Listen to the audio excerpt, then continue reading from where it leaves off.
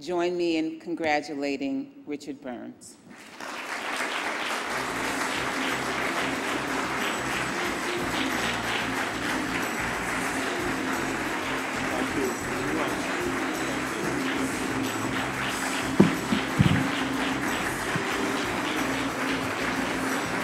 Thank you. Thank you so much. And thank you to Marjorie. You know, Marjorie and I have known each other and been friends for over 20 years. She's very modest. She's not merely the CEO of Gay Men's Health Crisis, the oldest and largest AIDS services and advocacy organization in the world, but she is the former president of the National Association of Black Psychologists and was appointed to and served in very senior government positions for Governor Mario Cuomo and Mayor David Dinkins. And I'm so honored to count you among my friends. Thank you. You know, I'm definitely a Huntington boy. And I graduated from Harborfields High School in 1973. I sang in the Centerport Methodist Church choir, and I would not wish Oldfield Junior High School on anyone. Talk about Massapequa and the Oldfields was, I had quite a time being a tall, skinny faggot in 1969 at Harborfields. You know, I left New York's LGBT Community Center at the beginning of February after 22 years as executive director. And the process of leaving has given me the opportunity to reflect on the past 2 decades of change in our community. And I think about in 1986, when I came to the center, I came down from Boston, and that was the year of the Hardwick decision, when the United States Supreme Court confirmed and upheld sodomy laws, declaring us illegal. And at that time, about half the states in the United States had sodomy laws on the books. That was a devastating blow for our community, confirming homophobia officially in the voice of our government. It was also the year that the New York City Council finally passed a gay rights bill, a big victory for us. In 1986, there was no email. And in 1986, a lot of our friends and lovers were dying of AIDS. It was a very, very hard time. And a lot has changed in the last 22 years. And today we have an LGBT movement that we could not and did not imagine at that time. We've got openly gay members of Congress and lots of allies in Congress. And marriage equality is becoming a reality, slowly but surely.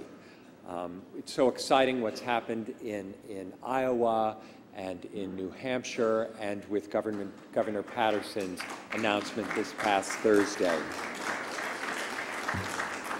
And LGBT community centers, like the center we're here to celebrate tonight, are truly the building blocks of our liberation and social change and civil rights movement.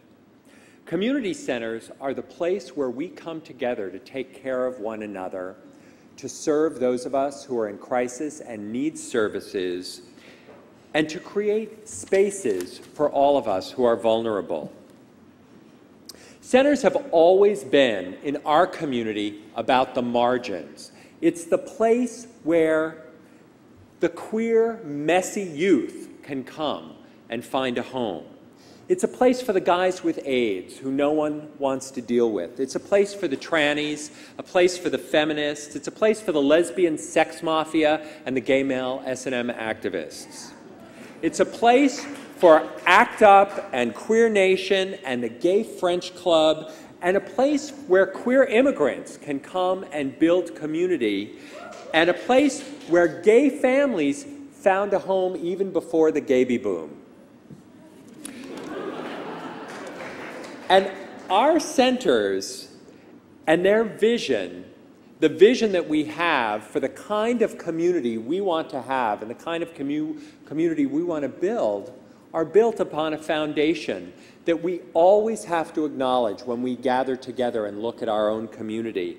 And that is what made the queer movement possible, what enables us all to gather today in our suits and dresses and have a great dinner. It's a foundation laid by the Black Civil Rights Movement, the feminist movement, and the anti-war movement of the 60s. The foundation laid by those movements are what led to the sparks of the Stonewall riots, which we will celebrate the 40th anniversary this coming June. It's those movements which have informed the ideologies and which, when we look at our queer agenda and think about what kind of world do we want to create, we have to think back on the foundation that was built by the courageous people who fought and fought and fought and made our freedom as openly LGBT possible. And today, when I think about what's the core of our movement, I believe so sincerely that it is our LGBT community centers, and we are so lucky here on Long Island to have such a strong, vital community center serving our community. Centers are where we come to organize. They're the place where we come to provide a home for activism. They're a place where we fight back. I'm going to close by just saying that I think that even in our suits and ties, we are all activists. We have to be activists. We all today organize in our unions. We organize in our churches and synagogues. We organize in our workplace.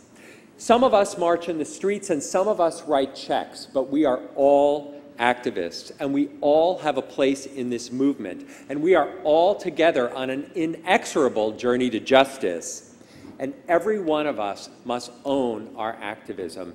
And I appreciate this recognition for my work tonight, but I am particularly grateful for your support of Legally. It's tough for any kid, for any vulnerable person, for any gay guy or lesbian in crisis to find themselves alone in a suburb, and to have a strong, vital organization like Legally, who is there for every one of them, makes all the difference, and you make that difference possible. So thank you.